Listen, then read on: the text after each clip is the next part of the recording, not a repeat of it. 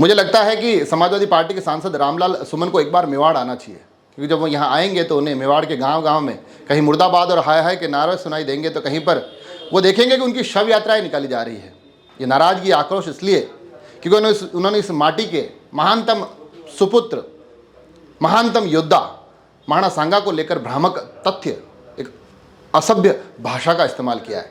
जी हाँ, ग्रामीण क्षेत्र से जो दृश्य आ रहे हैं उनसे समझा जा सकता है कि इस मेवाड़ की माटी में महाराणा सांगा किस तरह से रचे और बसे हुए हैं, उनकी भूमिकाओं को किस तरह से आज भी याद रखा जाता है।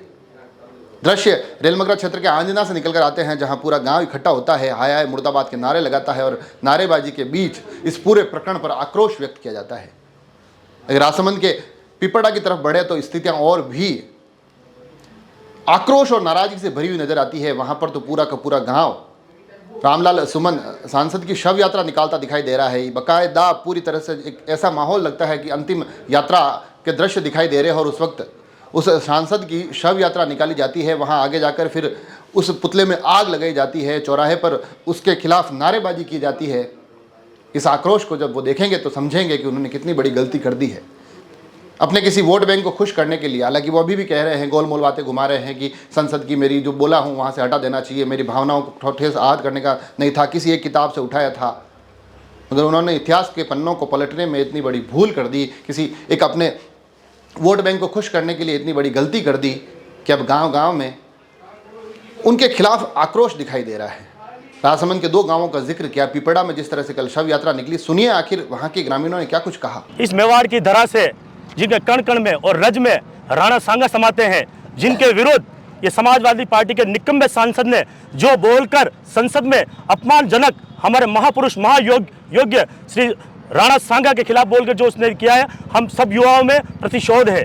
ऐसे सांसद को जूते ही नहीं साले वो फांसी पे लटकाया जाए और इनके खिलाफ पूरे देश में आंदोलन किया जाए कि ऐसे नेता हमारे नहीं हो सकते जो हमारे पूर्वजों का अपमान करते हो। महान है, महान है, महान है, महान है। यहाँ से कहाँ से ये आपकी शव यात्रा रवाना हुई, किस जगह पहुंची, पूरा आप पिपड़ा गांव से रवाना हुई, जो यहाँ बस स्टैंड तक आए। इसमें अखिलेश यादव और दोनों की शव यात्रा थी, दोनों की, और इनके खिलाफ सब युवाओं में बड़ा आक्रोश है। अब क्या चाहते हैं, इनको क्या सजा मिलना चाहिए? सजा दिया, इनको जूते चाहिए, इनको ये जूता के लायक है, सजा क्या, इनके जूते बीच चौराहे पर लटका के इनको जूते चाहिए इनके, ऐसे लोगों को। ये तो कहते हैं इनके बाबरनामा में ये था, इतिहास लिखा हुआ है। इतिहास तो तोड़ मरोड़ के पेश कर रहे हैं। इतिहास को 80 गांव खाने वाला व्यक्ति कभी वो युद्ध हार सकता है क्या? है जिनके शरीर पर 80 गांव लगे हुए हैं, ये कभी युद्ध हार सकते हैं? समाजवादी पार्टी के एक नीच सांसद जो मतलब हिंदुस्तान में रहने लायक नहीं है, वो जूते खाने लायक है, ऐसा सांसद उसने जो हमारे महान वीर पराक्रमी महाराणा सांगा के लिए जो बयान दिया, उनके खिलाफ जो बयान दिया, मतलब उसके खिलाफ उसका और उसके समर्थन में जो अखिलेश यादव ने बयान दिया, उसका उन दोनों का पुतला जलाया।